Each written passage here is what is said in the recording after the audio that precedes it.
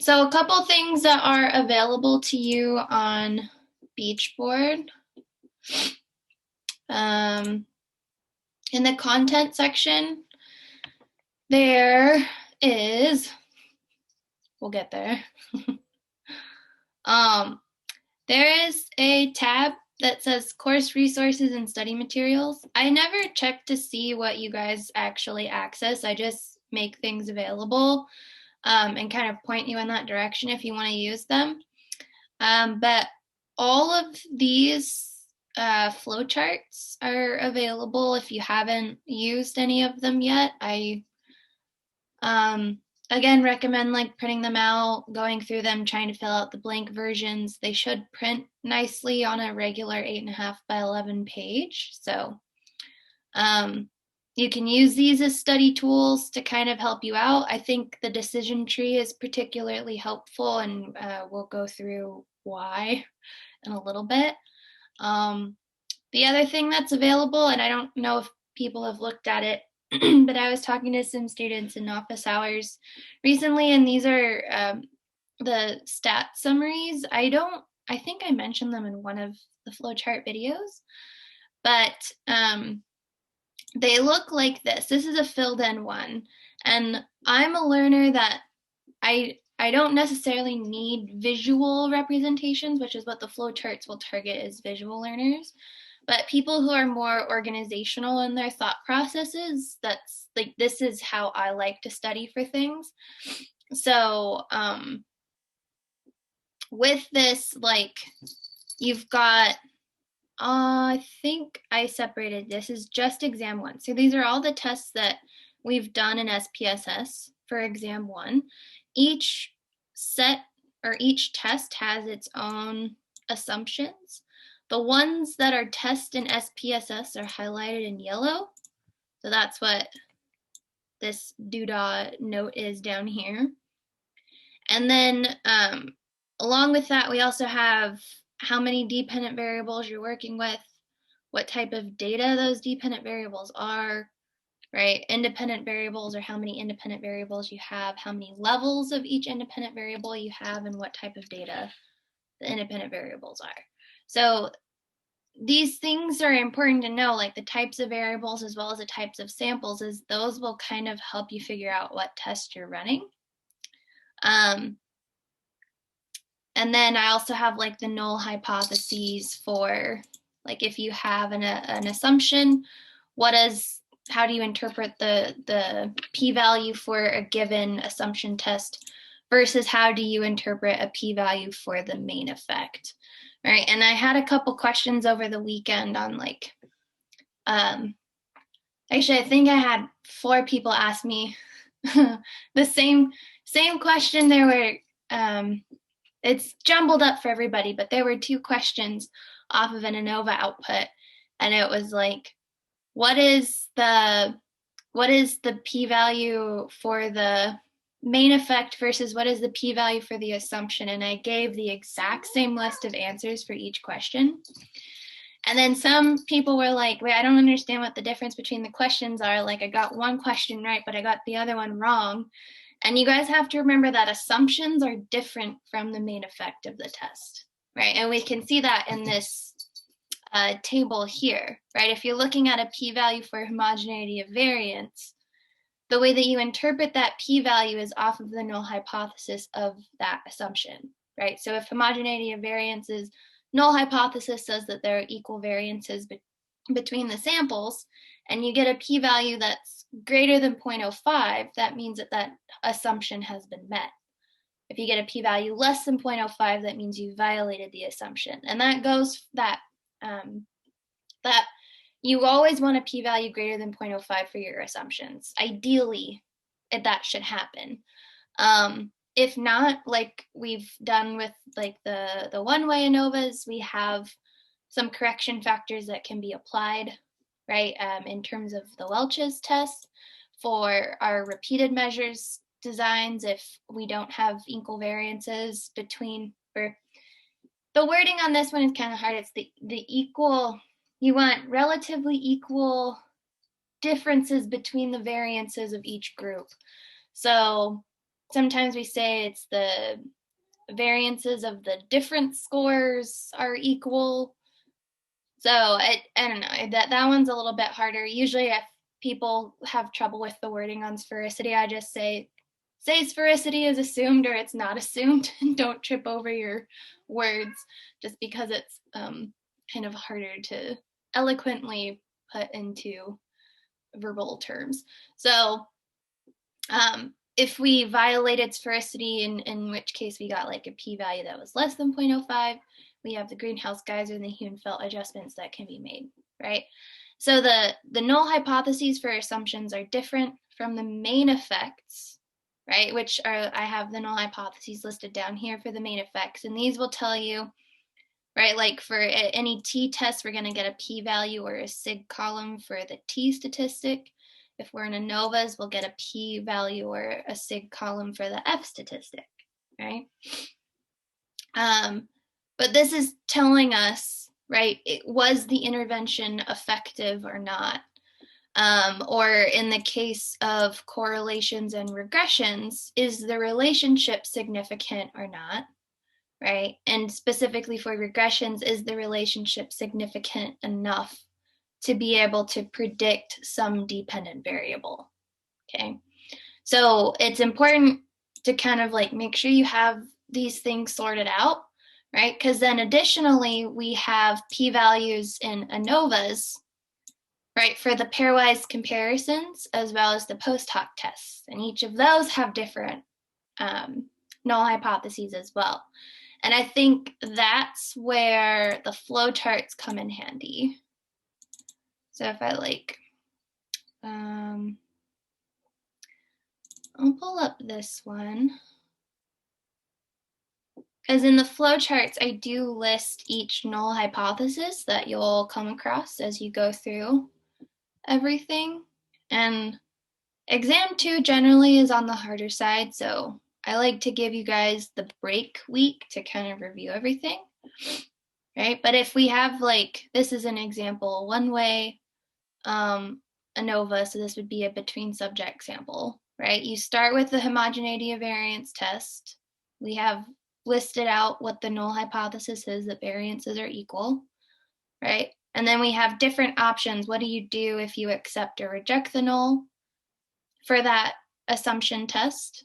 And then we have the main effect test, which is either Welch's test, that's if we have unequal variances between groups, or we have the regular ANOVA table, which is where we have equal variances between groups. And each of these are going to have the same null hypothesis, and that's the means of each group is equal to each other, right? So then we can have the p-values come out of those.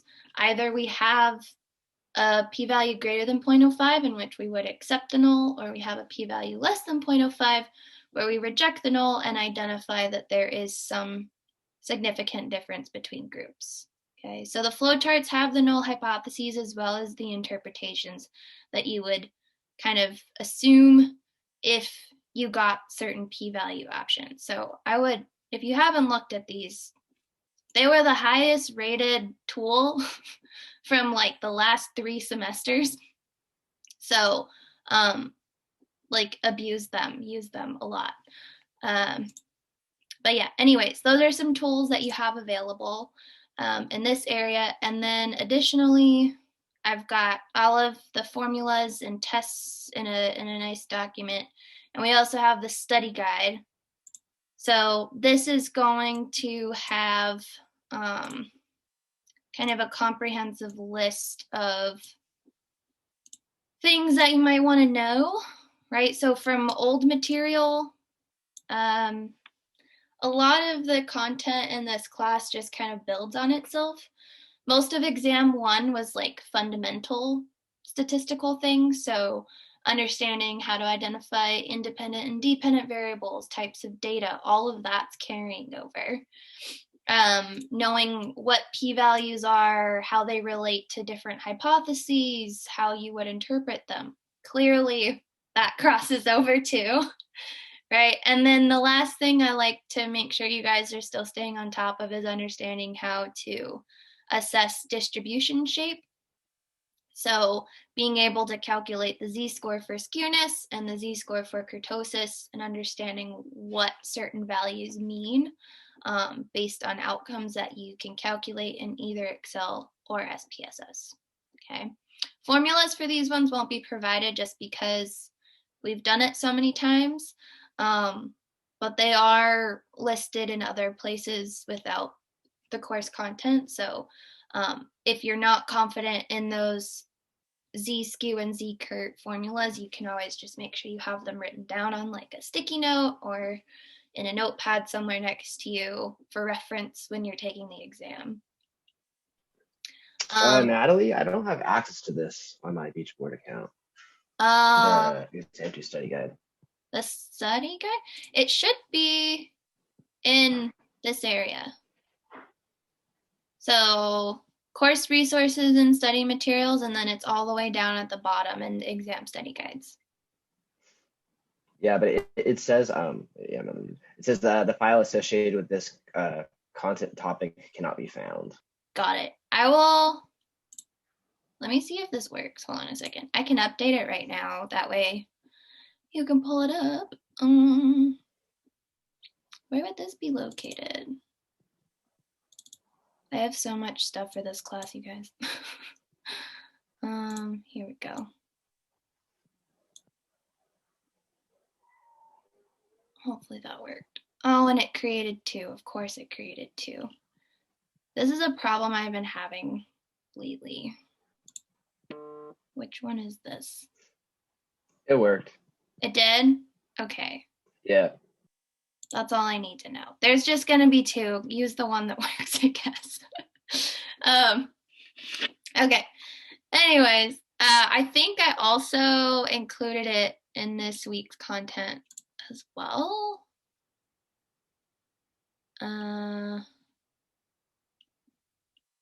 Maybe not. Okay.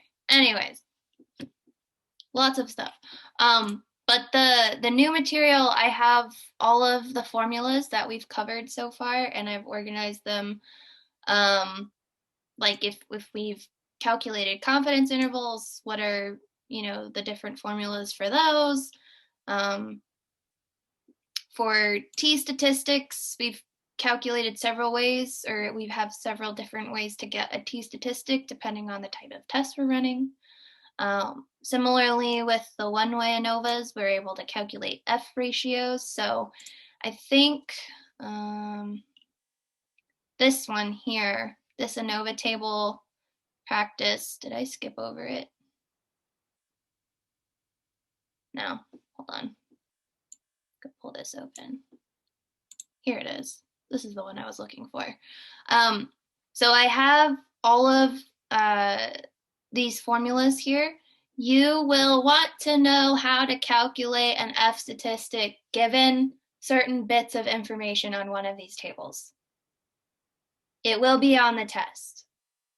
I don't remember which one, if it's repeated or one way, but just know how to calculate anything on this table. Usually I'll give you the sum of squares because we don't calculate that. But you want to know how to calculate degrees of freedom, right? We to get the mean square value, we take sum of squares divided by degrees of freedom, and then to get the F ratio, we just divide the mean square for the between and the within mean squares, or we can divide by, if we've got like a within subject group, we divide the treatment we divide treatment by the error. There you go. Yeah. So make sure you know how to fill one of these in. You can always practice any outputs that we have with our like ANOVA outputs, like any of the ones from the activities. What you could do is make a table that mimics the output and then just erase certain things from degrees of freedom to the F ratio, and then see if you can calculate given bits of information based off of what you've given yourself. So that would be a way to study for this one. But yeah, we have F ratios. Oh, really? Don't know if you guys heard that. We also have outliers using the IQR method, calculating sample size. Remember, for sample size and effect size, if you have a control group, remember standard deviation in both of these formulas represents the standard deviation of the control group. If you don't have a control group, then you use the pooled standard deviation from all of your data.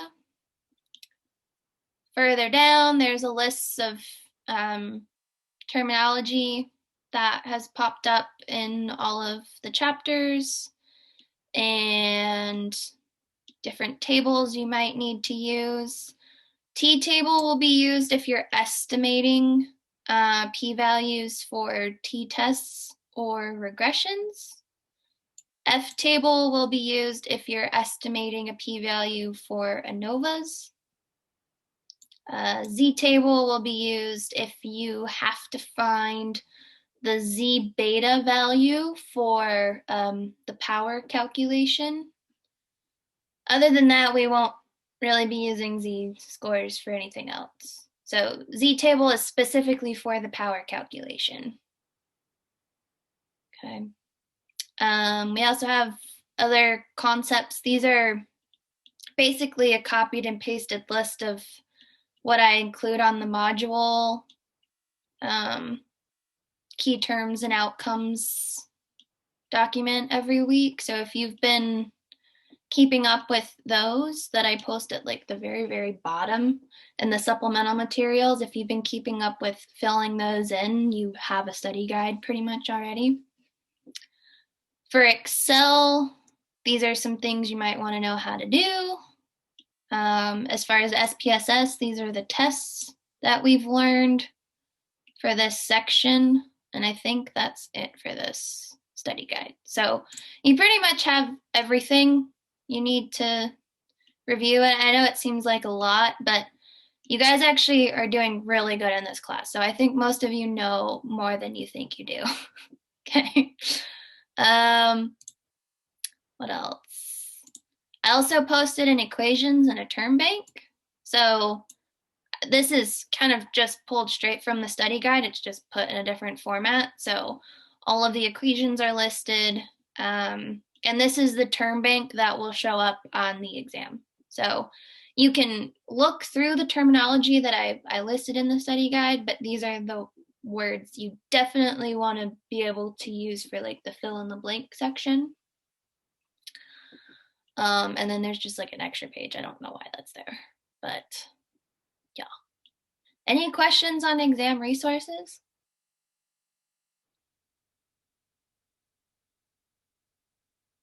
Cool. Just a disclaimer, I cannot see the chat, and actually it looks like Kitty, yeah. So I'll try to keep it open. The thing is like with my screen, what I'll do is I'll have like the exam review open where I'll like type in answers with you guys, but then at one point when we start reading the outputs, I'll have that on the side, and that kind of blocks the chat. So if someone notices something goes in the chat, just yell at me, or just yell at me anyways if you have a question. Okay. I'm gonna pull up our practice questions then, and we'll get started on this. So remember, very similar to last time, if you want a little bit of extra credit, you can do the exam review quiz. It's completely optional, so if you forget about it, that's okay. It'll still be due by next Monday though, just to make sure you guys are staying on top of things. So there's that, but yeah, you can do the quiz if you want a little bit of extra credit towards your final grade. Okay, let's go through some examples. We're gonna do call and response, so I'll just ask questions and you guys shout stuff out, okay? So This would be an example of a scenario question. Oh my God. This would be an example of a scenario question that I give you guys, where you just have to answer questions based off of what you see.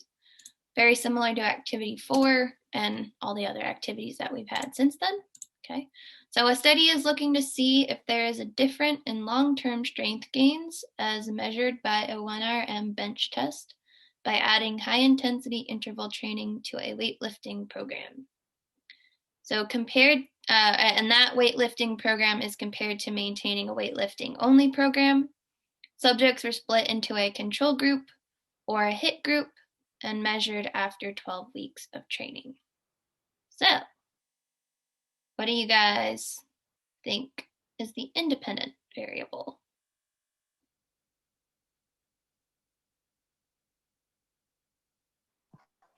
HIT training. Yeah, the type of training, right? Those are two things that we have modified. So, acceptable answers would be like type of training. If we broke this down into levels, you could say HIT plus weight training is one level, and weight training only is the other level. Okay. Technically, the weight only group is the control group, right? Because we just want to see, does adding HIT training, does that do anything? Okay. What kind of variable would this be?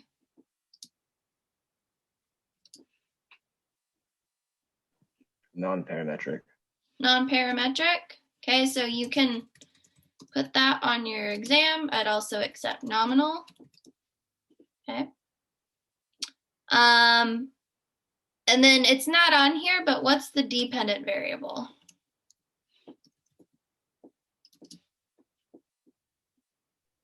The 1RM bench test. Mm-hmm. Okay, so we could say that it's strength gains or the 1RM bench. I can't spell. Oh my God. Okay.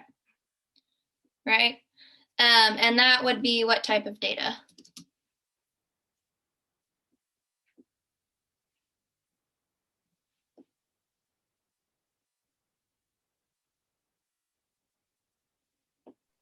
Parametric. Parametric, right? Or we could say ratio, or you could also put scale, since that's what SPSS calls this type of data. Okay. So remember that the independent variable is what is manipulated by the researcher. So whether it's pre-test, post-test, whether it's control group versus experimental group, right? Usually some type of manipulation is happening. So that's one way that you can identify your independent variables. The dependent variable is always measured. Okay, so we can say if we're looking to look at long-term strength gains, or if we're measuring by using a 1RM bench test, that kind of helps identify your dependent variable. So anybody who's still having or is having trouble or gets confused determining these two things, those are some hints that you can use. Okay, what type of tests would we use to study, or to statistically, if we were running a test on this, what would we use?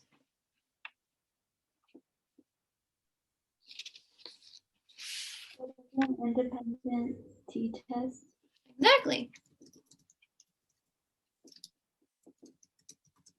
Okay. So what assumptions would need to be met in order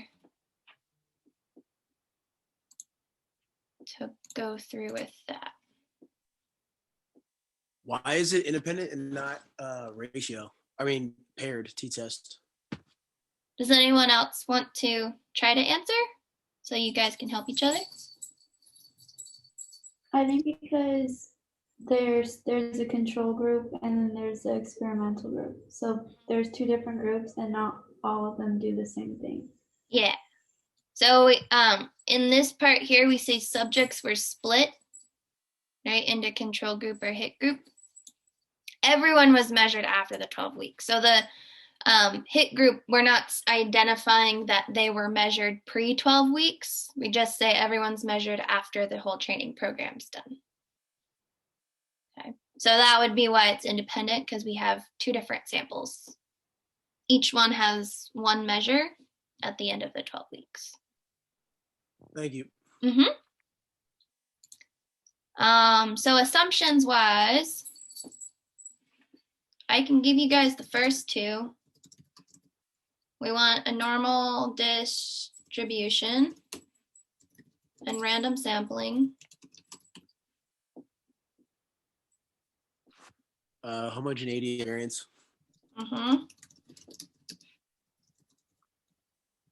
And then like independent samples. I'll just put between subjects. Okay. If you wanted to, you could also add that you've got one parametric dependent variable and one non-parametric independent variable that has two levels. Okay. That one I'm not crazy. Like, you don't have to add that one if you don't want to, because it's kind of part of the test, but it is an assumption that we do make, right? And then while we have it here, remember homogeneity of variance is tested with Levine's test in SPSS. Okay.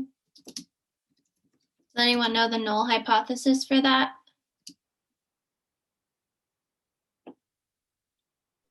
You want them to have similar variances, so the p is going to be greater than 0.05. So null hypothesis would say that equal variances, equal variances between samples is assumed. Okay, so in this case, we want P to be greater than 0.05, because that would mean that we would accept the null, right? Which means that we've met the assumption. Okay. So, and number 4, okay, we are saying write out what the p-value of the test you chose in question 2. So we chose an independent t-test. What would the p-value of the main effect of that test be referring to? We haven't calculated it, but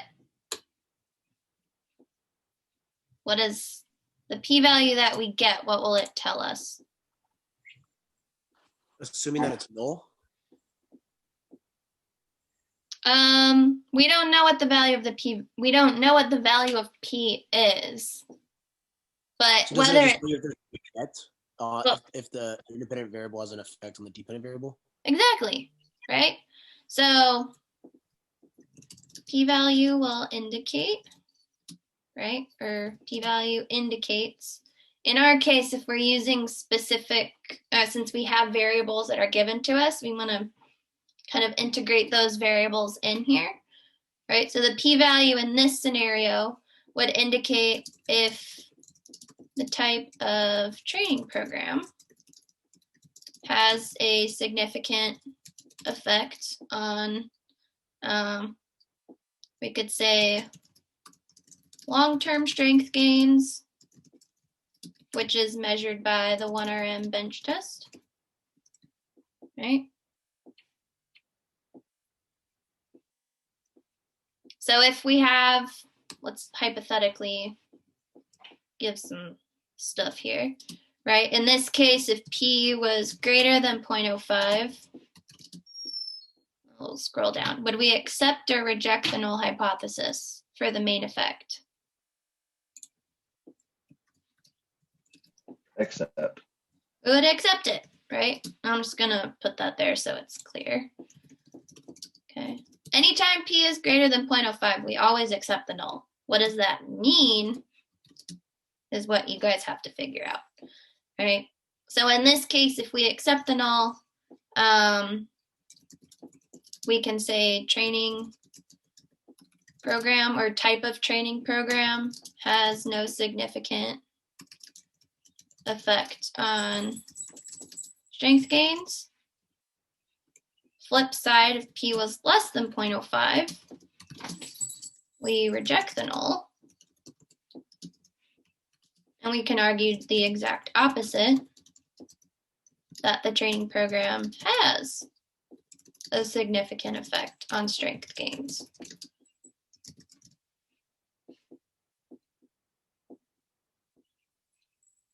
Does that make sense?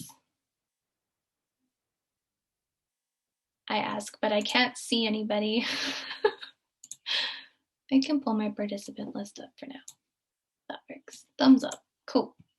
All right. So let's go on to this one.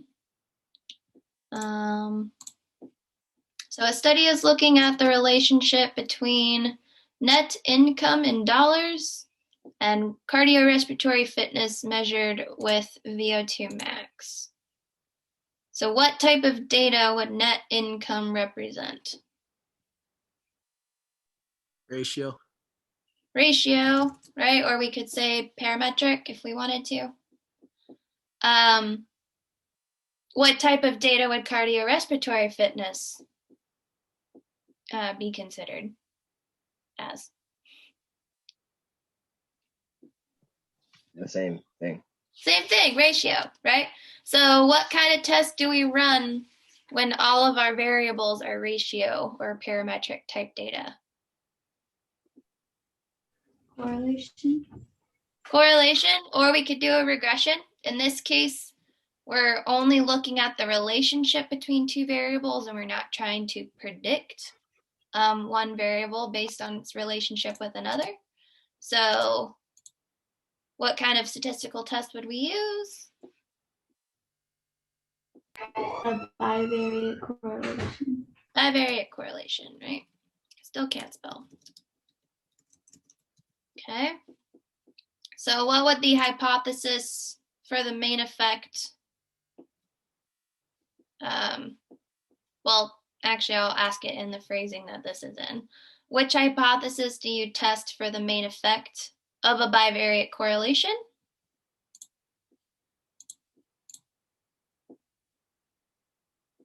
You have two options. The null. We test the null hypothesis, right? And what is that in words in terms of the scenario we have?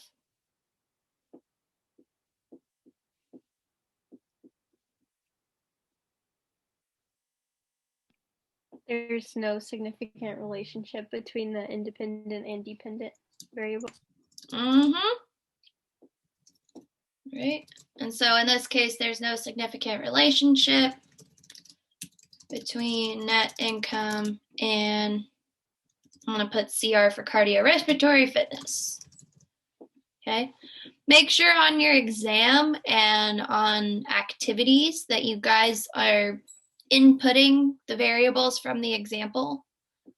It's good to have like the effect of the IV on the DV, or if there's a relationship between the IV and the DV, but make sure you are inputting variables. Otherwise, I usually only give partial credit on exams and activities. So something to keep in mind. I don't think it has really happened yet by anybody, but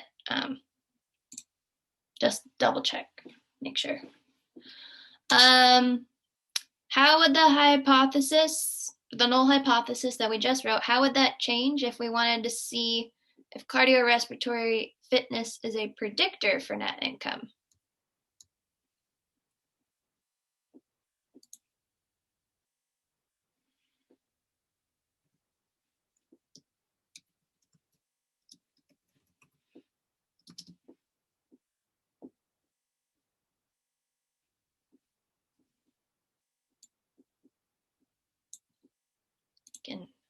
emphasize predictor.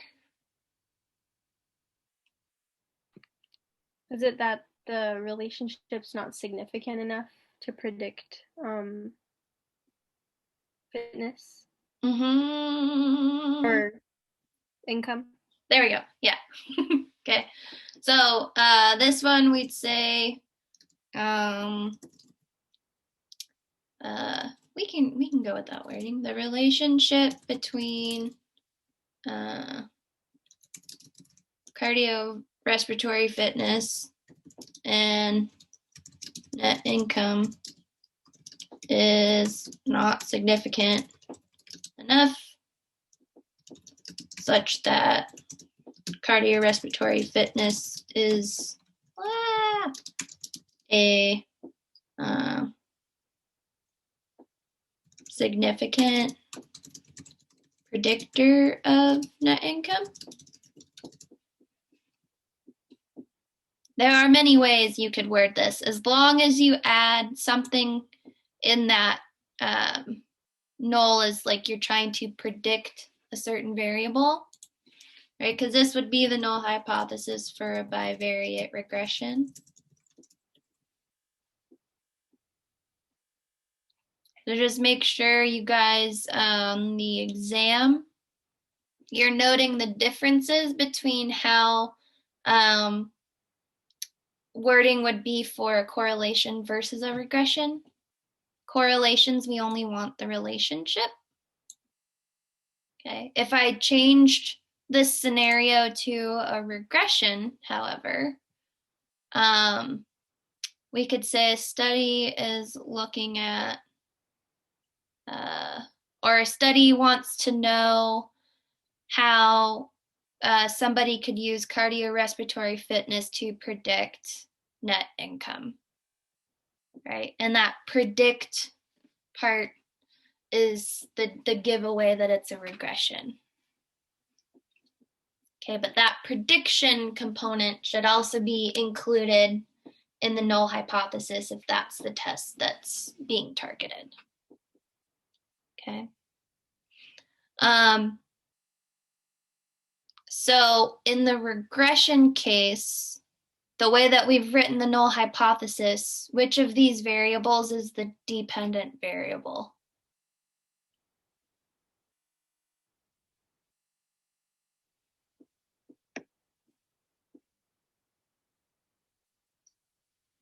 Then the dependent variable would be net income, and the independent variable would be cardiorespiratory fitness.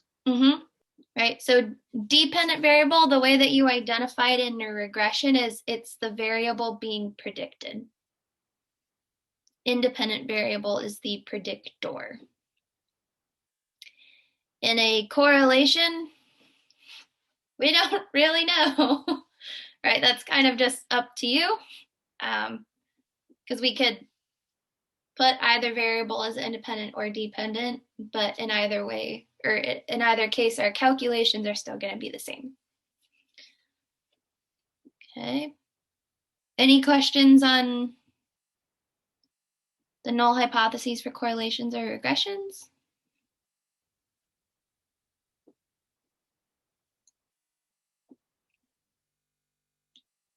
Okay. So if we were to interpret, this was in your activity, whoops. If we want to interpret an R coefficient, how would we do that if we had an R of negative 0.7?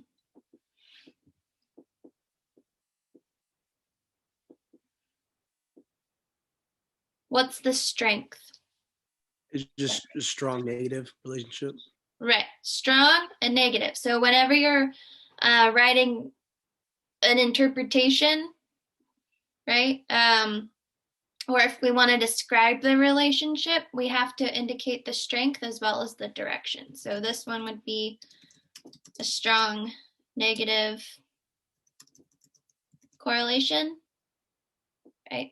We can determine if a correlation is significant based off the p-value that SPSS gives us, right? So same thing, if p is greater than 0.05, no significant relationship. P is less than 0.05, significant relationship. Okay. All right, so we'll continue our regression examples. Based on the time, do you guys have a preference on which example we do?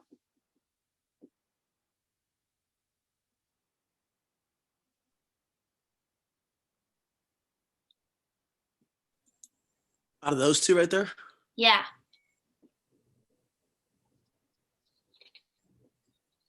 Maybe the multiple. Multiple? They're pretty much the same, right? Morgan just Hey, said Except no. one just has independent variables. Wait, what was the question? I was saying, do you guys want to, we only have time to do one of the regressions.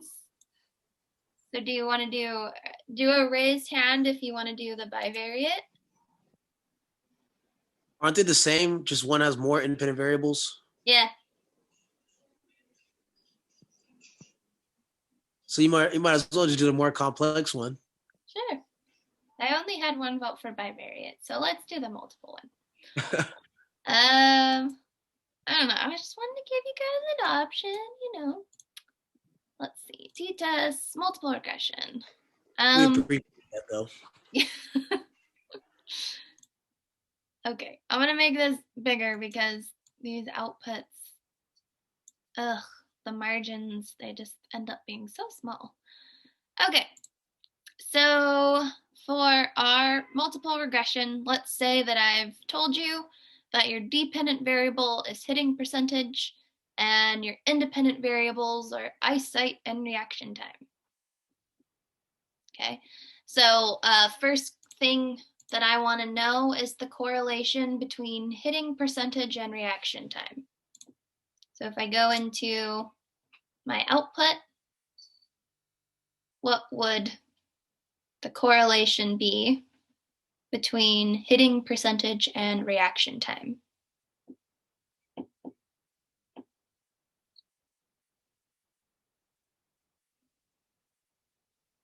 You said which one's hit percent in reaction? Yep. You said about the negative 0.5? Yep. Right, so we line up where we see reaction time and hitting percentage, and that gives us this p-value of negative, I'll highlight it. Oh, that's rough. Negative 0.505.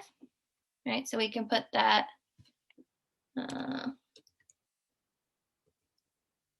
here. Cool. Okay, and then the next question we have is, what does 0.382 from the model summary table tell us in detail? So if I go to the model summary, I can see 0.382 is under the R-squared column. So what does that number mean?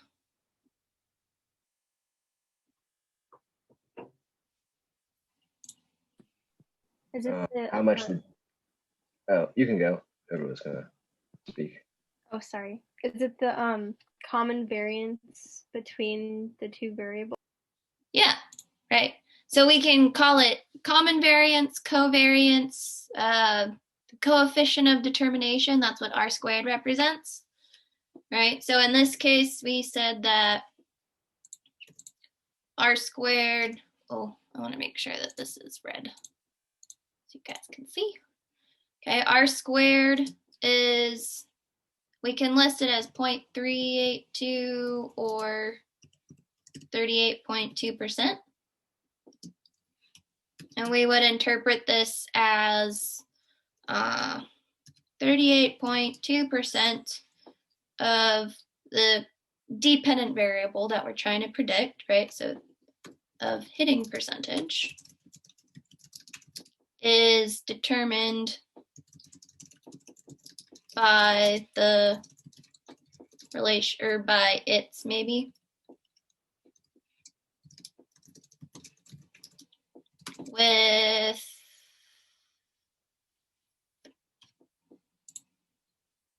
eyesight and reaction time. I had to make sure.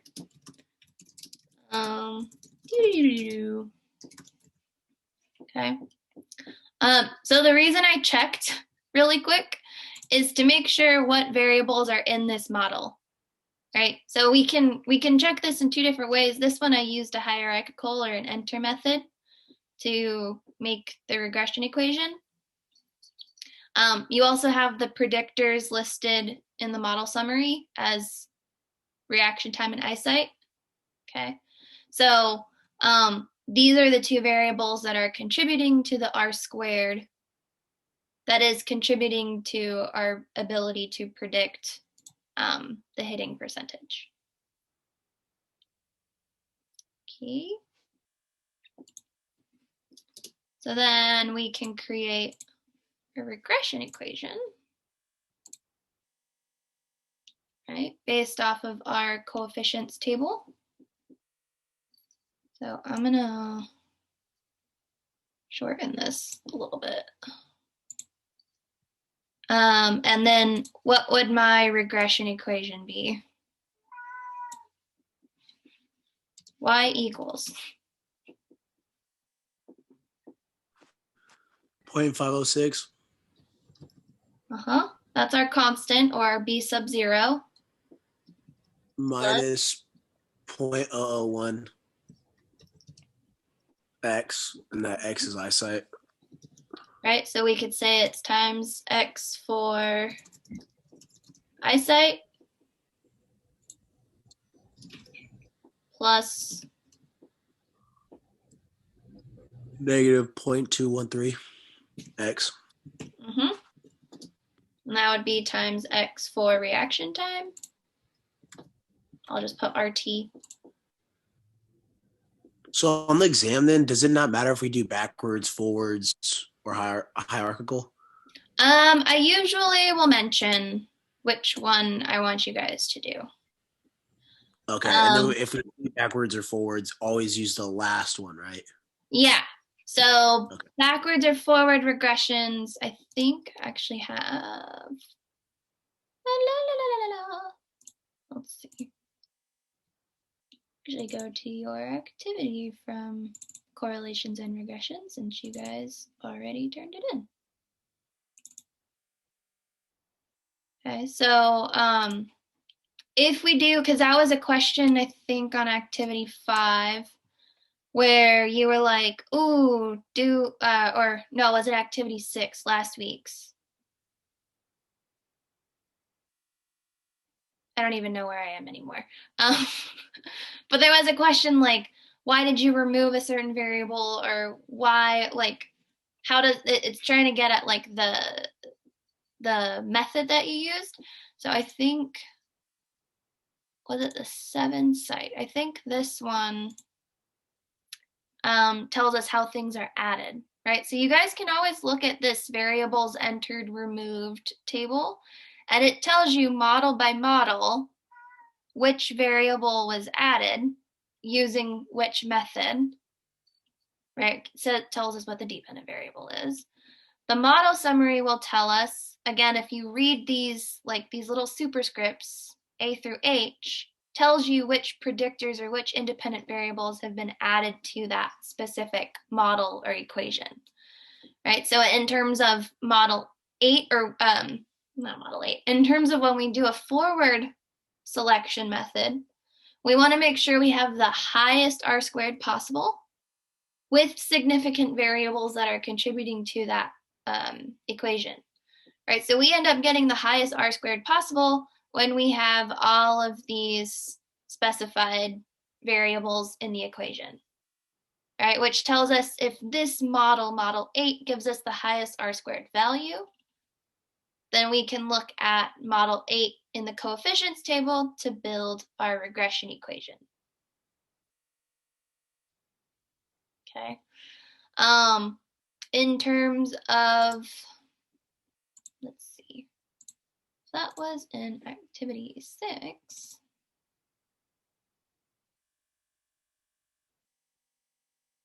I know I just graded it. I feel like I just graded it. Let's see. Yeah, it was in the the cross-validation stuff. Meow. Oh, bad Natalie did not label these. Here we go, variables removed. So you can see with backward elimination, right, again, the process is that we enter all the variables in and then we just remove them one by one until we have the best method possible, right? So in this one, I think I used different variables than you guys had. This was a different example that I had when I was trying to put together this activity. But in this case, we've got all of these different variables that we've measured, and we're trying to predict someone's ability to do a wall sit. Okay, so in model A, again, we start with all of our variables. And then some of you had a really good question. You were like, well, why wouldn't we choose the first model with a backward elimination? Because that has the highest R squared out of all of the ones listed. So this is something I wanted to mention. I'm really glad I pulled this one up. Is that you are obviously going to have the highest R squared value in the first model when you do backward elimination, because you just shoved all of the variables into that model, right? But the whole point of backward elimination is to take each variable out that decreases R squared the least amount, right? And you can see that's true as we look at the R squared change values. As we keep going down, R squared change gets bigger and bigger and bigger and bigger and bigger. The only exception I see is this one here. I'm not sure why those are that way. But anyways, we reduce R squared as little as possible, and we see, is that reduction significant or not, right? If the reduction in R squared doesn't really make a difference, then, or it's not significant, which we can see over here when we took out whatever variable B is, right? The significance, or the sig F change, right, was not significant. So by removing variables out, if they don't significantly change R squared, that means they're not significantly contributing to R squared, which is representing our predictive factor for the dependent variable, right? So yes, you're not going to have as big of an R squared at the last model, but in backward elimination, this is still the model. The last one is the one you still want to use, because it's the maximized R squared with variables that are actually significantly contributing to that dependent variable, or the prediction of that dependent variable. So in this case, we would use model 10, which has the predictors stork, stance, and squats to predict wall sit, which is our dependent variable. And in this example, we would use our coefficients table and choose, again, model 10 to make our equation. So in this case, if you were asking what's the last variable to be removed, then it would be push-ups. Mm-hmm. Okay. Yeah, and this one, it would be push-ups, right? And reasoning for why push-ups was kept out. So I think your guys's was like, it was determining batting average, and we wanted to know like which variable was removed last, and I think it was like home runs or something like that. And then I asked you a question like, why was that variable taken out? And that's because when it was removed, it didn't decrease R squared significantly. Okay. So hopefully that helps answer some questions if anybody was still confused on stuff. I do want to mention for the outputs, I haven't decided how I'm going to divvy things up, because the exam is technically already written, but I've done it 2 different ways since COVID has existed. And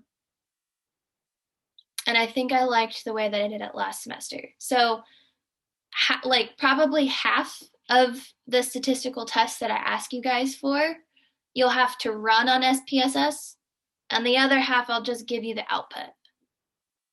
So I haven't figured out how I want to jumble those around yet, but yeah, just make sure you know how to read the output. That's like the most important thing. Okay. So we decided based on the method that we use, enter forward or backward elimination, right?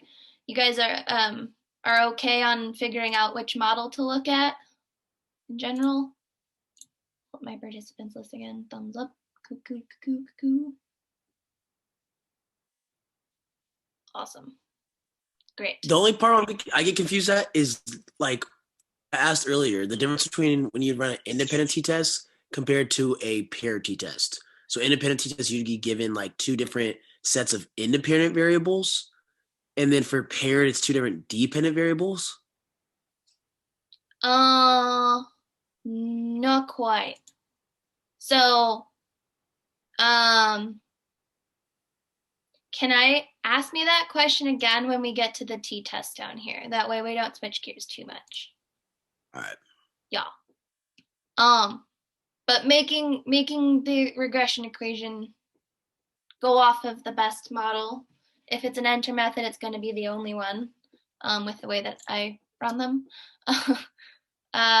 Okay, so then the last question for multiple regression is predicting hitting percentage for someone with an eyesight of 40 and a reaction time of 0.65.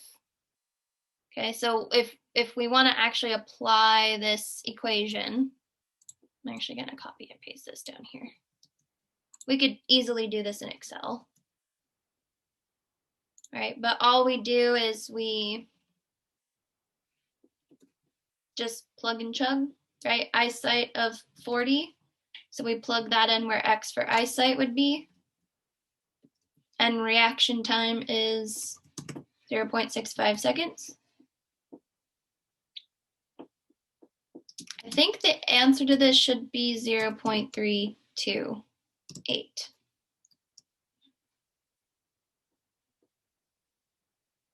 And I think most of you have pretty much got this part down in terms of like the concept, because I don't think anybody missed any of the calculation questions on activities 4 and 5 at least.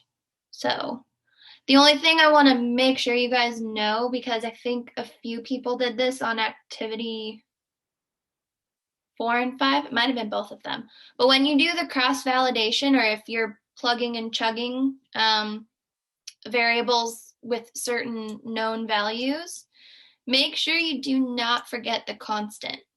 That's still part of the equation, okay? And that was a funny thing that struck me, because I was like, oh, you got the equation correct, but then I would look at your Excel spreadsheet and it was like you were missing the constant, and that's what kind of like destroyed your outcomes that you put on your answer sheet. So don't forget the constant. It's still part of the equation, right?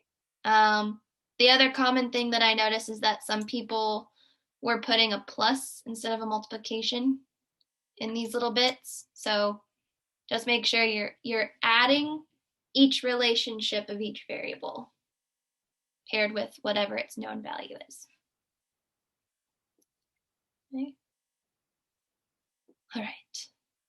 Any questions before we move on from regressions? Are you going to be posting the answers for the bivariate part?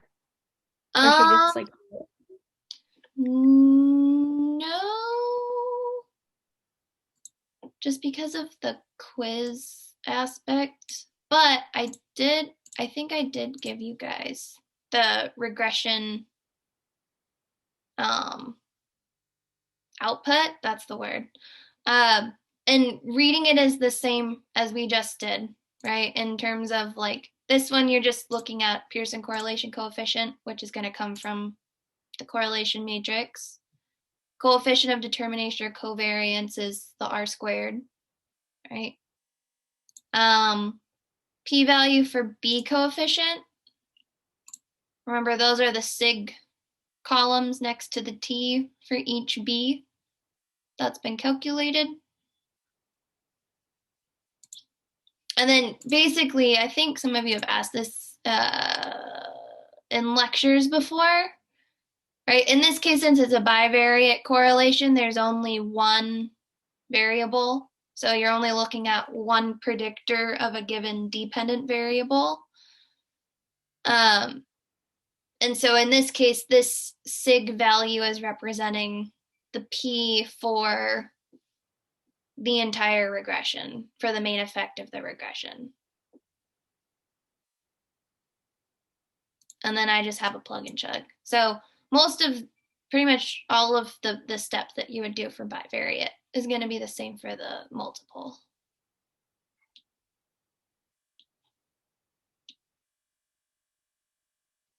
Okay. I don't see any more flags in that area. So let's go ahead and do our t-tests then. We're starting with independent t-test, and this would be, I don't need that one anymore. This would be a good time to address JT's question. So I think, was the question related back to like the first example that we did? No, not at all. Oh, okay. First example. Okay, so for an independent t-test, the only difference between that one and a paired t-test is the type of sample that's been collected. Right, so independent t-test has independent samples. Paired t-test or dependent t-test is going to have repeated measures, right, or a within subject sample where people have been measured twice.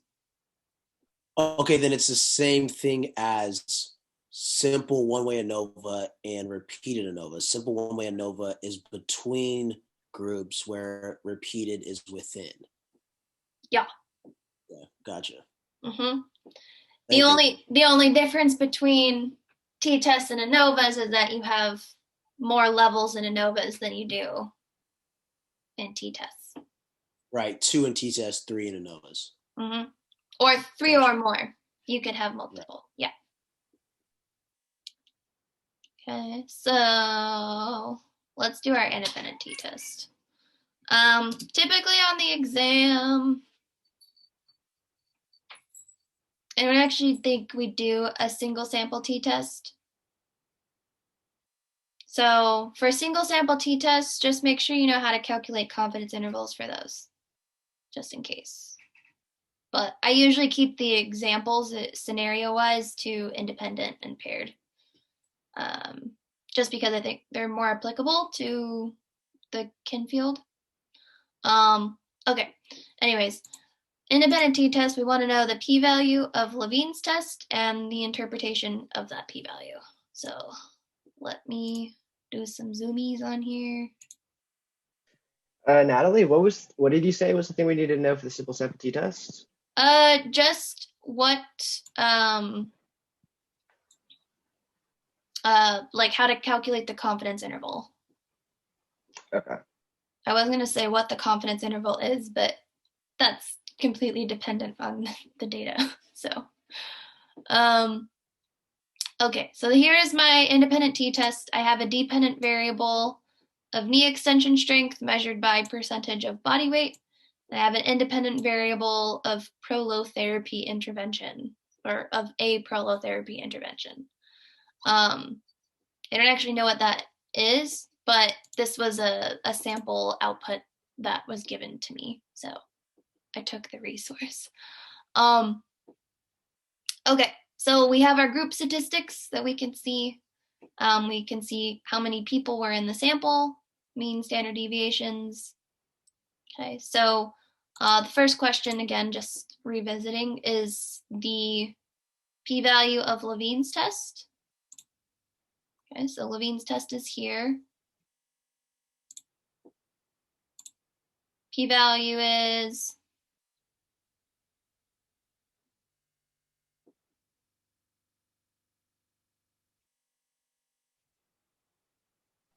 0.007. 0.007.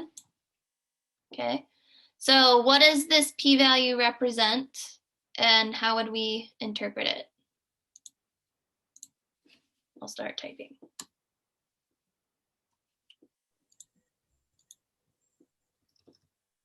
Oops. We don't meet the assumption. Which is?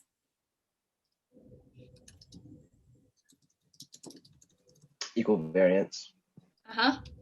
Right, or homogeneity variance. That's the assumption we're testing with Levine's test.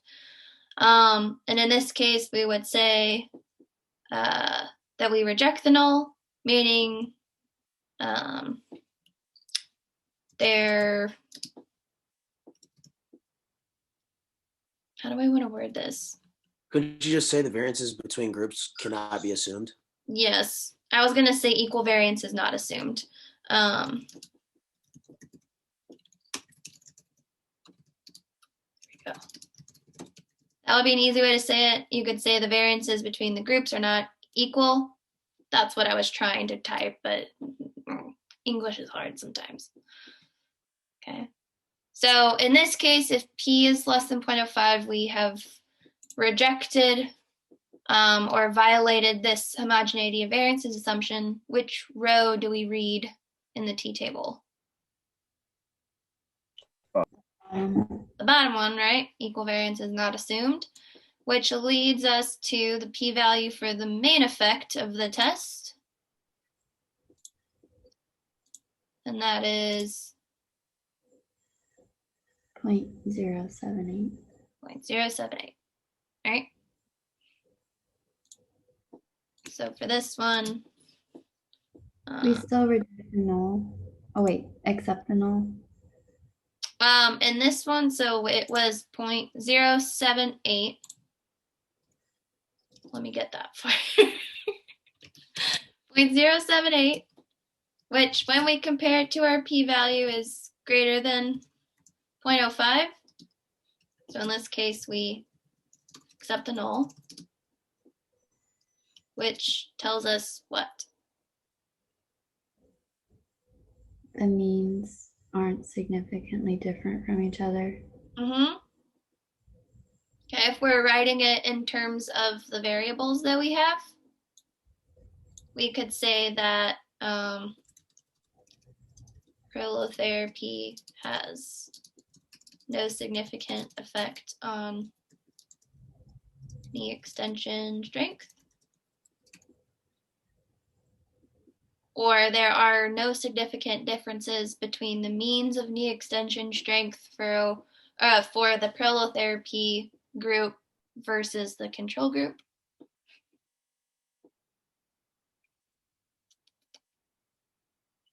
Okay. For the effect size, we can use our equation.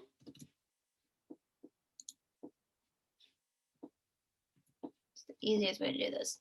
And then we can just plug and chug our values. So I'm gonna remove that guy. I can zoom in too because these are really small. And so I have mean 1 minus mean 2, that information of which I get up here, right? I like to have a nice positive number, so I'm gonna do, what, 42.36 minus the mean of the other group, right, is 39.94. Divided by the standard deviation of the control group, which is identified here. Control group, standard deviation, 3.85, I'll round up. Right, we can plug and chug that away. And I think it ends up giving you 0.63. Can make that red. Bold.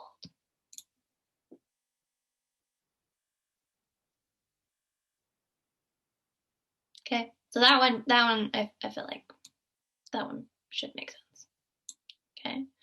I'm not gonna do the whole statistical power sample size thing, but I will do an example of how to find Z beta, because that's a piece of information we want to know. Tables Z. Okay. And I'll go ahead and make that bigger. go back to our study guide so that I can pull up the equation so you guys know what I'm talking about. Okay, so in this case, remember, let's do standard deviation.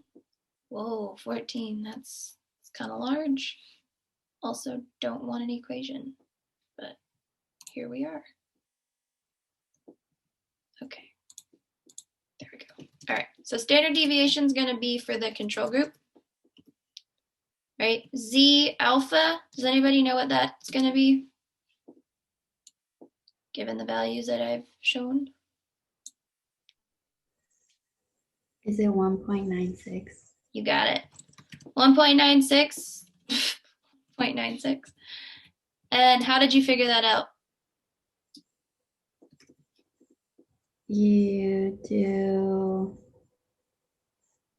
5% divided by 2, and then you look for the one that's 0.025 on the z-score table.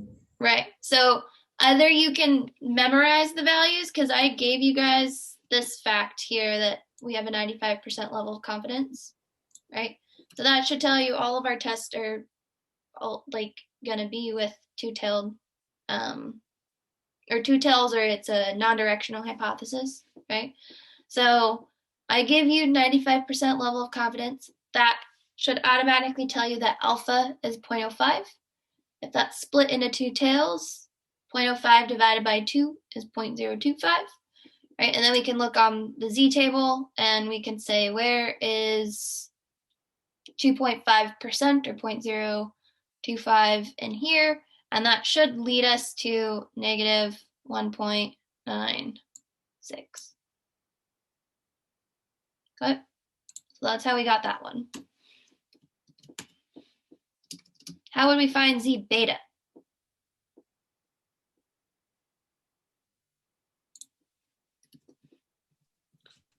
Don't you use the z-score table? Mm-hmm. Do the one that's closest to 80% or 0.8. We can go both ways, right? So I can either go to the negative z-score table and look for 20%, or I can go to the positive z-score table and look for 80%. Both will give you the exact same value. The thing that you want to remember, though, is that on either side of the mean, you just want to make sure that you're minimizing the amount of, well, actually minimizing might be confusing to some people. You want to make sure that you're not decreasing the amount of error that you're saying that you're allowing. So if I wanted 80% of my power, 20% would be the chance that I'm going to make a type 2 error or a beta error, right? In which case, if we're talking in terms of error or that 20%, I want to make sure that I'm not saying I have a 20% chance of a type 2 error and then kind of cutting that short. It's better to overestimate in that case. So I'll stay on this side. If we're looking for 20%, I think it's 0.8 something. We're looking for 20%, right? You can see we're kind of between these two values here, 0.84 and 0.85, right? Usually it's better to say, like, if I'm gonna make an error, I'm gonna make sure that I'm not allowing myself for more error, but it would be okay if I cut off, right? And say that, oh, well, if I'm really going to prove significance, the less error or the less chances of error that I'm allowing myself is better. So in this case, Z beta, the better one to choose would probably be negative 0.85.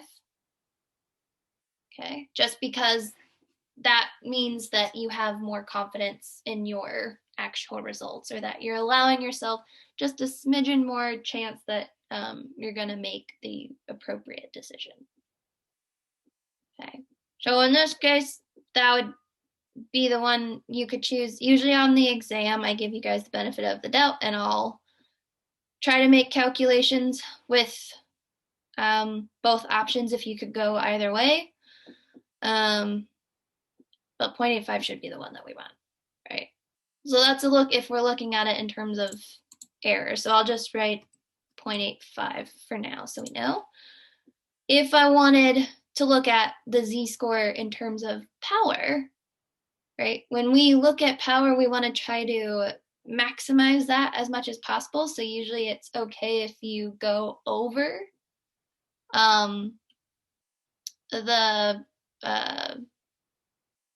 the percentage that you're giving yourself, or the probability, right? So in this case, I would look for where 0.8 would be located, which is between these two values, right? Power is the chance that I'm going to reject the null when the null is actually false. So I want to increase those chances.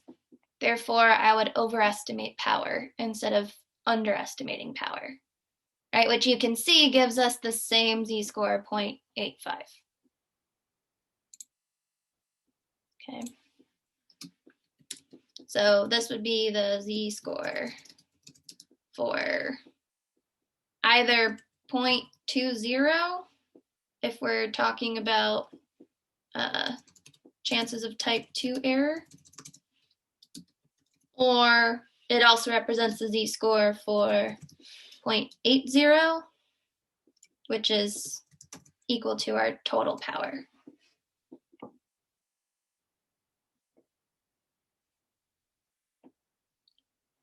Okay. After that, you just take the squared difference of the means, which for our t-test example, which I need to find again. T-test example, again, the means were listed in the output. So you guys could kind of do a plug and chug and figure that one out. If I gave you a percentage that was not 80%,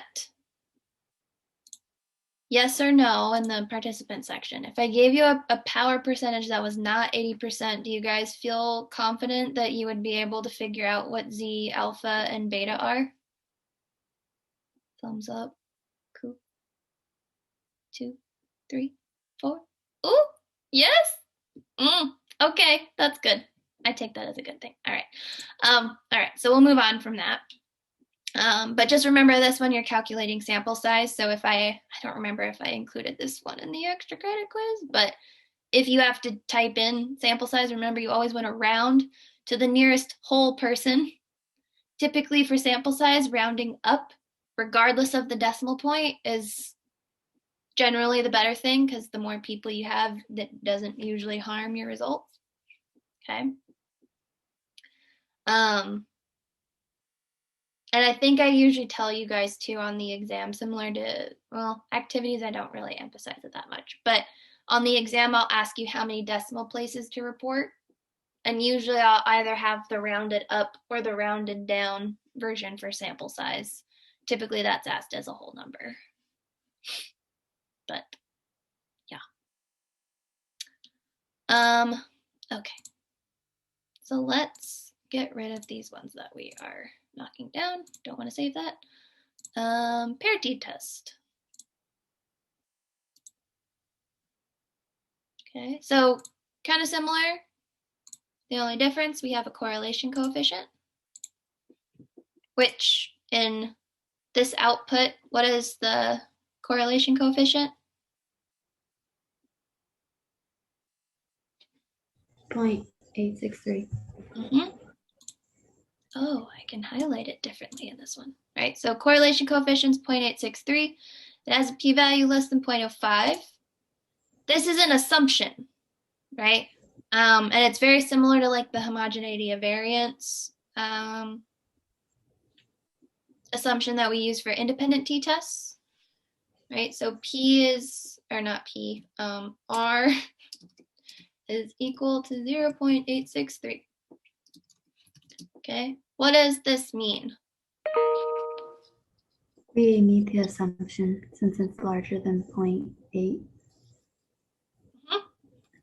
So we could say we meet the assumption which tells us, right, that our samples variability, there we go. That's still not right. Variability. There we go. Oh my God. Samples variability is strongly correlated, right, which just means that the variability we see at the first measurement on these people is fairly similar to the variability that we see in the second measurement. And if we actually look at standard deviation, these kind of look wide apart, but it also depends on the context of the unit that was measured. So in this case, it's saying that we don't have much variability, or it's at least the pre-measurements are kind of, I don't want to say predicting, but they're kind of in line with what the post measurements would be, or of whatever two variables we're measuring here. Okay, which in this case is peak muscle activity. All right. And then the independent variable in this case that we need to know for this next part, for the main effect, is body position. Oh wait, this is actually a study I did with my dance professor. We haven't published it yet, but we're still working on it. So the dependent variable that we see measured in here is VM% MVIC. That's what that stands for. Okay, and I listed that here as well, right? Independent variable is our body position. So we've identified a standing position versus being supine on a Pilates reformer. So if we use those variable names to interpret the p-value, right, we're kind of going off the null hypothesis for a t-test. We've said that we've met all of our assumptions, right? And our p-value is the only p-value listed in that table, thank goodness, for paired t-test being simple to read, right? So if my p-value is equal to 0.001, in terms of my alpha, p is less than 0.05. So question for the people, do I accept or reject the null hypothesis for a paired t-test? Reject. I reject the null. And then what is the null hypothesis for a paired t-test?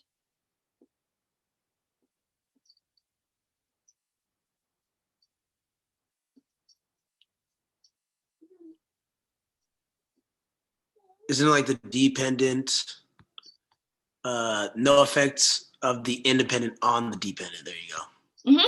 Right? No effect of the independent on the dependent. So if we're rejecting that hypothesis, in our case with the variables that we have, we would say that body position has no significant effect on peak muscle activity of the vastus medialis. I can zoom out. Yes, Butter. For that one, why wouldn't it be the opposite if we're sorry. Oh, you're right. I was just saying to myself, what is the null hypothesis? So it does have a significant effect, right?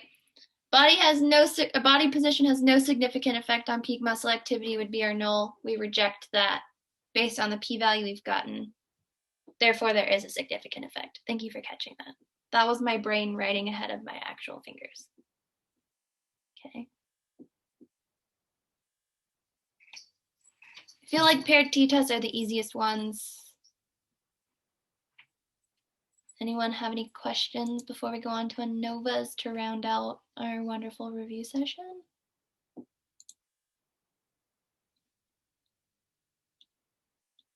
I hear no protests, so we will move onward. No. Okay, ANOVA and repeated measures. So I don't need that one anymore. I'm gonna blow this one up a little bit. I'll go a little bit bigger. These outputs are so tiny writing. Okay, so I have identified you guys have a dependent variable of resting heart rate. Our independent variable is a type of training, and these are the levels or the categories. No training was the control group, weightlifting, HIIT, or continuous cardio.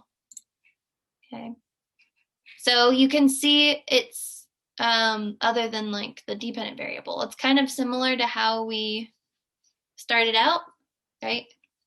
Separate samples, and I want to know the effects of training on resting heart rate, right? So that's one way I could phrase it and then ask you, oh, pull out independent versus dependent variables, okay? So let's answer our first question. We have our output.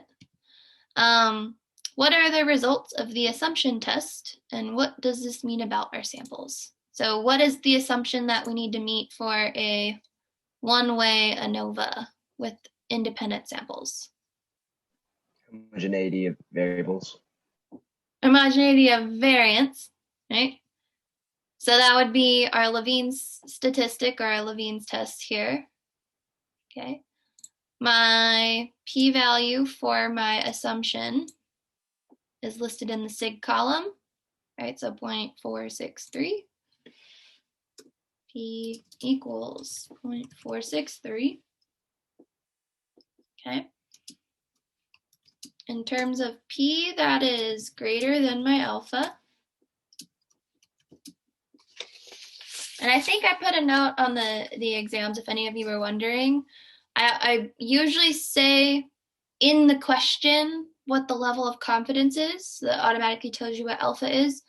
Or I specify somewhere if it's in a section of questions that are going to be relating to a lot of different p-values. Usually I will say, like, assume all p-values are a result of a two-tailed test or a non-directional hypothesis, something like that.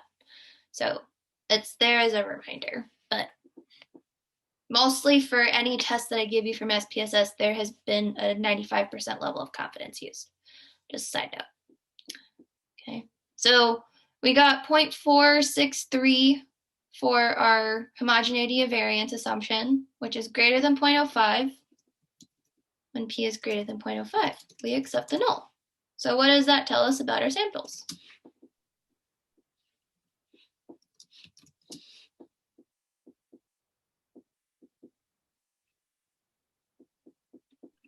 Equal variances. Right, so there are equal variances. We can say assumed if we want to, but that just means that the variance of the control group compared to the variance of the weightlifting group compared to the variance of the HIIT group compared to the variance of the continuous cardio group, they all had relatively similar variation. Okay. So if I want the p-value of the main effect, then that would be where?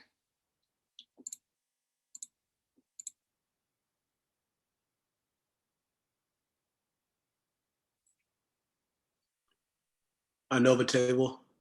Our ANOVA table. Okay. Now remember, you guys run Welch's test as an alternative, just in case homogeneity of variance is not met. All right.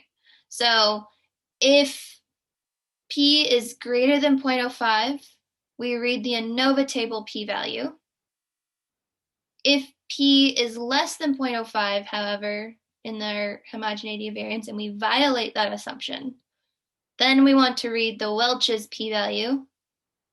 Both of these p-values represent the same thing, though. They both represent the interpretation of the null of the ANOVA. So I think some people sometimes get confused. They're like, well, if I choose Welch's test, what's the null hypothesis then? The null is the same for both of these p-values. We just calculate those p-values differently based on degrees of freedom for our samples. Okay, so in this case, we read the ANOVA p-value because P was greater than 0.05 in our assumption test. right? So we could say P is equal to 0.001. Side note, if this said 0.000, what would you guys write?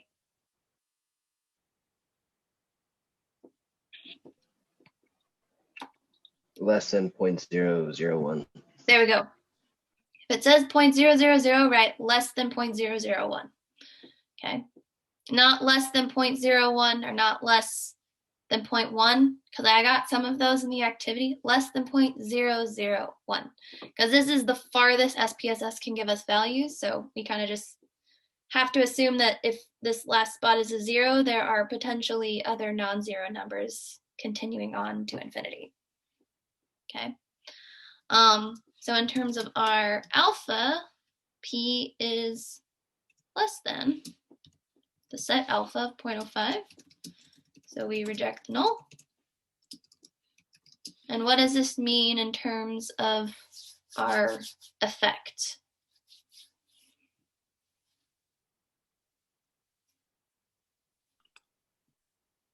There's at least one significant difference between mean differences in the sample or group. Right. In this case, there's at least one significant difference between each of our training groups, considering measurements for our resting heart rate. So I'm just going to put type of training has a significant effect on resting heart rate. Right. And then we have to say if we have a significant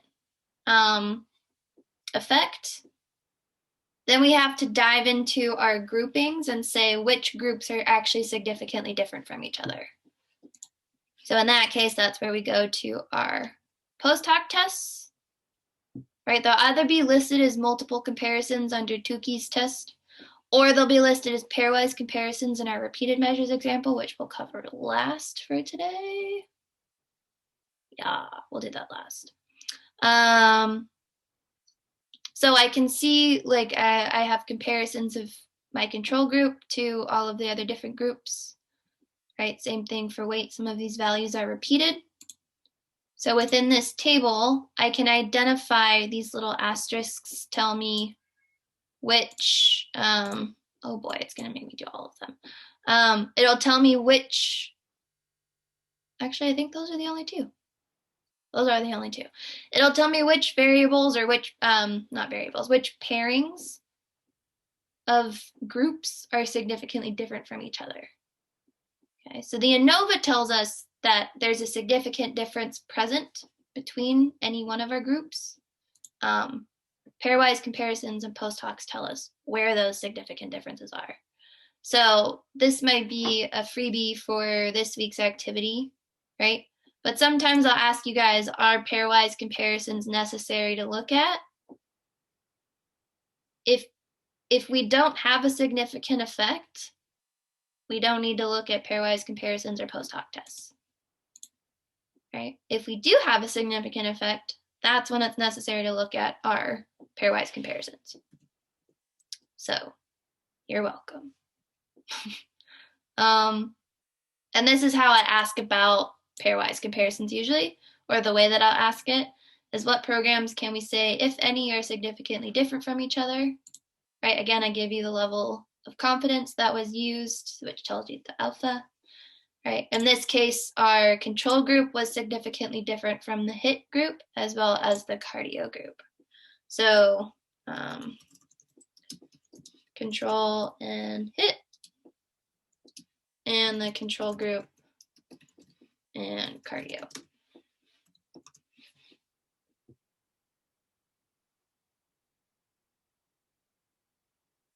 Okay, so when we're looking at this in bigger terms of like if this was an actual research project, right? When we make our conclusions off of this information, we can say adding a HIT program or adding a cardio program might be effective in reducing a person's resting heart rate. That's the claim that we can make, but we can't say that doing a HIIT program is significantly better than doing a weightlifting program, or that doing a HIIT program is significantly better than doing a cardio program, right? So that's what these pairwise comparisons are helpful for, kind of creating hierarchies within the effects that we've measured. So we can say that if we want to improve resting heart rate, we probably should engage in some type of cardio activity, right? Even though maybe weightlifting had a positive effect. In this case, it looks like it actually reduced resting heart rate. Oh no. Yeah, it reduced it. Anyways. So in this case, the asterisks indicate significant differences, and for the study, that would be a good thing. In this case, you're just identifying which training programs might be effective for reducing resting heart rate. Reducing isn't bad, you know, like that's kind of good. Weightlifting just didn't reduce resting heart rate as much or as significantly in terms of the other two. And in these, we can't say that any one of our programs is better than the other. Oh, you can't say HIIT and cardio are better than weightlifting? You can say that they're more effective than weightlifting because they had an effective increase compared to the control group. But if we were looking at the weightlifting group and if there were significant differences with the other two cardio groups, these are not significant, right? So we can't say that HIIT and cardio significantly increase HIIT and cardio, we can't say that those two types of training programs significantly reduce resting heart rate compared to weightlifting because we didn't get significant information. Gotcha. That makes sense. Yeah. But that's why pairwise comparisons are important, right? And that's why in the main effect, you can't just say, oh, there's a significant difference. Like all of the groups were different. You can't say that. You have to say there's at least one because, as you can see, all groups are not always significantly different from every other group. But this is why pairwise comparisons are really important to look at too, right? Because they're basically just a bunch of t-tests that tell you if the mean difference between two variables was significant or not, right? And then it gives you the mean difference so you can kind of make, I didn't add the effect size on here, but you can kind of make judgments based on your results on like, well, what was the measurement resting heart rate? Is 8 beats per minute actually a huge difference or not? And is that much different from 4 beats per minute? Okay. So the entire interpretation in terms of like writing a conclusions area is up to you, but that's how all of this information could potentially be important if you were writing a paper. Anyways, that was a little bit of a tangent, but still important to highlight. Okay. Any questions, actually, before I keep scrolling? Any other questions on the one-way? Yeah, I have a question. Could you use the effect size to compare, I guess, kind of make a statement saying that either HIIT or cardio would be a more effective way at lowering heart rate? Or would it have to be between the dependent and then one of the levels of the independent? You could only, so I didn't put the effect size on here probably because it got shoot off the side. I didn't have enough space. But if we had an effect size listed next to the control HIIT, that was like 0.5. And next to the cardio, it was like 0.55, right? We could say both of those are like moderate changes in resting heart rate. In which case the effect size that I just gave is like 0.5 and 0.55, right? That's just a moderate difference of effect.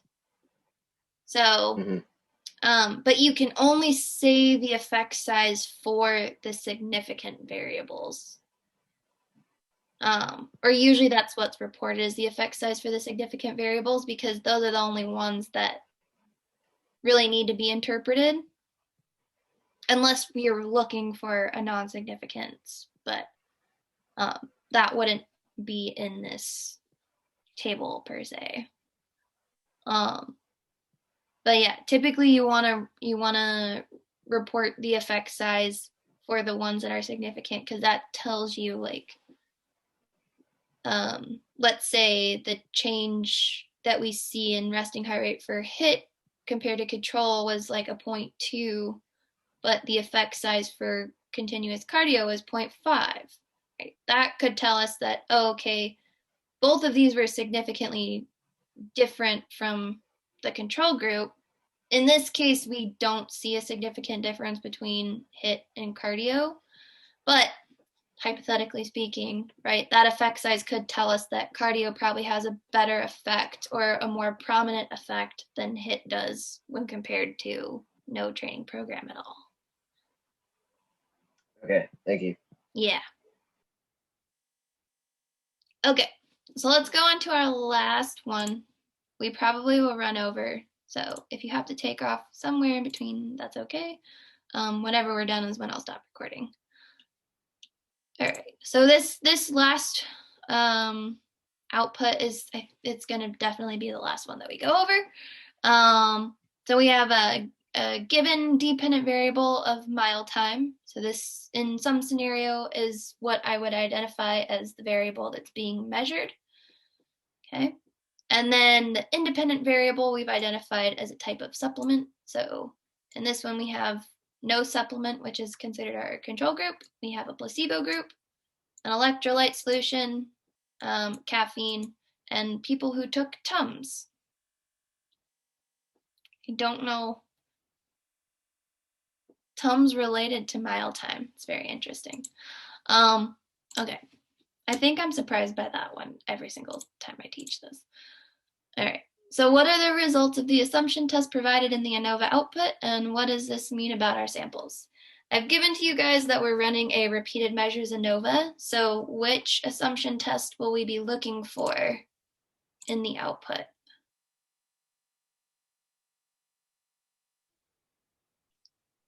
Isn't this like the Mauchly's? Mauchly's test. The test of sphericity. Every time I see sphericity, I think of Drake and Josh. When they're like, the sphere, it's spherical. I didn't get a chance to say that joke last week in person, so I don't know. I don't even know if you guys remember Drake and Josh, but anyways. That joke makes you sound super young.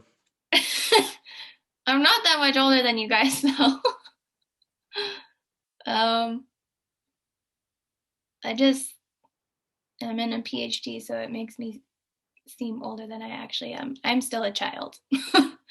Anyways, we look at Mauchly's test of sphericity. Okay. In this case, we can see that we have a p-value of 0.002. Right? So I get this question often because I know some of you are like, oh no, we violated this assumption. If you were saying that to yourself, you would be right. And then that would indicate we need to look at our greenhouse geyser and like figure out which of these two adjustments we would need to make to our data, right? But when we ask for the p-value for the assumption test, you report this value. I've had students in the past who end up reporting the epsilon value, and that's not the p-value. Okay, so just taking the time to make that distinction now, because we'll keep seeing sphericity in later tests throughout the semester. So if we're reporting the assumption results, we have 0.002. So P is equal to 0.002, which we know is less than 0.05. So we would reject our null hypothesis, right? And that would mean that we have violated sphericity or we have assumed sphericity.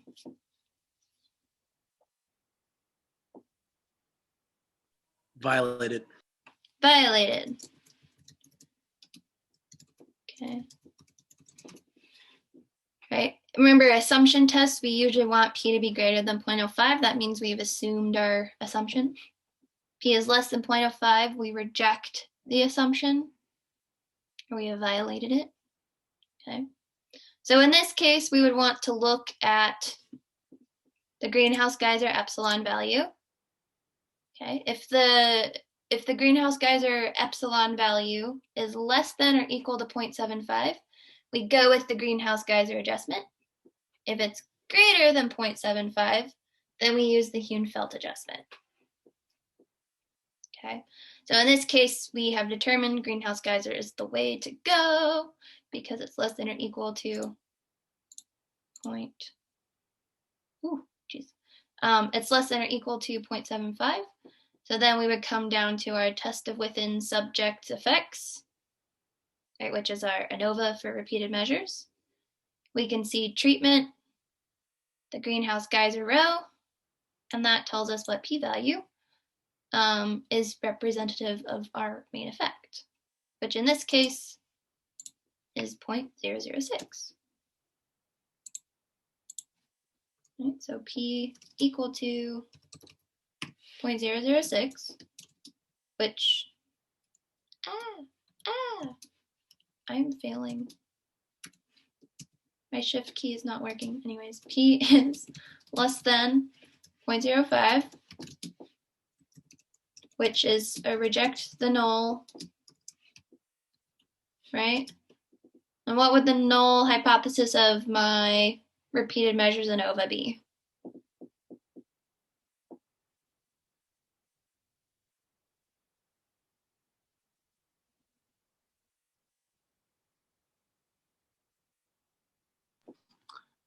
Isn't it, there's at least one significant difference between the mean differences of the mile times or the supplement? Right, so there's at least one significant difference between mile times for each of the supplement groups. Or we could say, in this case, because we're rejecting the null hypothesis, right, we could say that there is a significant effect of supplement on mile time, or type of supplement has a sig effect on mile time. Right, and then we have to investigate our pairwise comparisons in this case to see which supplements are significantly different from each other. So can scroll down to pairwise comparisons. And then similarly, we can note which variables are, right, less than 0.05 or go by the asterisk markings. I think there's one more here. Any of these other ones are repeated. Okay, so then we can say in this case that treatment 1, which would line up with the control, treatment 2, placebo, treatment 3, electrolyte, 4, caffeine, 5, Tums, right? We can say that treatment 1, or the control group, is significantly different from Tums. Shocker. Right? Treatment 2, or the placebo group, was also significantly different from Tums. And then treatment 3, which was our electrolyte solution group, was also significantly different from Tums. Right? So those would be the 3 pairs that we write out. And I'm not going to type it. I just said it. Okay. Plus my fingers are really cold and they tend to not type as well when they're cold. Okay. Any questions on the repeated measures ANOVA? Pull up.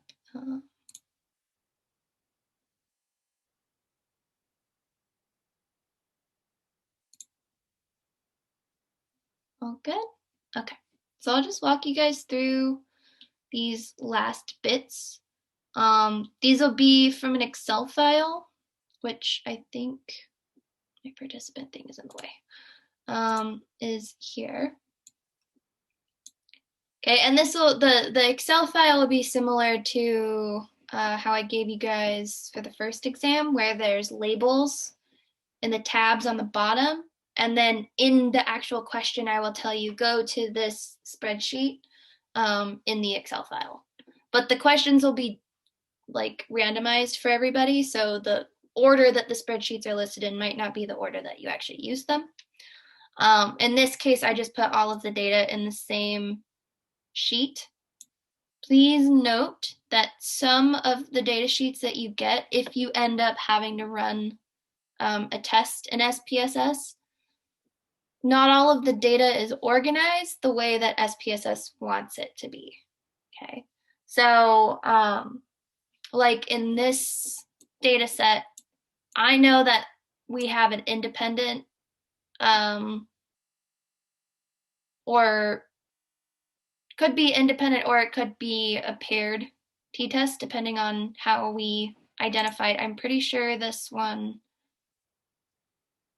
is if people have taken physics or not, and how that predicts their biomechanics grade, or how that contributes to their biomechanics grade. So in this case, I said that 0 meant that they had not participated in physics. 1 would be that they have taken physics, right? So this would be an independent t-test because we have 2 separate samples, people who've taken physics, people who haven't taken physics. And then we measured 1 variable on them, right, which is our biomechanics grade. And we want to know if physics significantly changes a person's biomechanics grade. Okay, so in this case, all of my data is already set up the way that I want it to be set up for SPSS. I just have to let SPSS know what my labels mean, right? The 0 has no physics, 1 is they've taken physics. Okay. For data set number 3, however, I'm kind of giving away answers, but in this one, we've taken VO2 max tests every month for 6 months, indicating that people have taken a VO2 max test repeatedly. And we have those listed by month here. I think the thing that a lot of students get confused with, at least in previous semesters, is that numbers are listed under a label and they automatically think, oh, this is the dependent variable because that's where the data is listed. Okay. But you have to read the scenario carefully, right? See what is being measured. This in this case, their VO2 max is being tested every single month.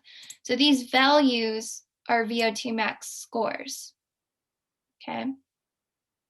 The month is a separate measurement, or can be categorized as a separate measurement. So in this case, month or time of collection would be our independent variable, and each month would be a level of that independent variable. Dependent variable would be what we actually measured, and that's the VO2 max. Okay. So in this one, usually when you get the repeated measures data, you can paste it as is into SPSS. Sometimes for the independent or between subject study designs, there we go. Sometimes you might have to add data labels. Sometimes I'll just tell you information such as, where is it? This one, right? Where there's a control group, a weightlifting group, a HIIT group, and a cardio group. These are the data, and I list them. I list resting heart rates similar to a format that these would be laid out in, right? In which case you would have to pull out, right? This is where we have created columns in the past, where let's say that this was, I listed this as control group, I listed this one as weight training, this one as HIIT, and this one as cardio. But I listed all of the resting heart rates in this section. That's where you have to take data and you make the big long column, and then you just emphasize what data label goes with what set of data, which is how we usually get this layout here. That way the dependent variable has its own column and the independent variable has its own column for the different categories that the dependent variable data matches with. Okay, so just know you may have to reorganize the data sheet. It might not be organized for you. This set, if I've got my notes right, that one was just finding outliers. I actually think pretty much everyone got this on the activity and as far as calculating, so I'm not too worried about you guys on that one. Just make sure you review how to use the calculations. I think that was the end. Yeah, that was the end. So are there any questions overall that I did not address through this whole thing?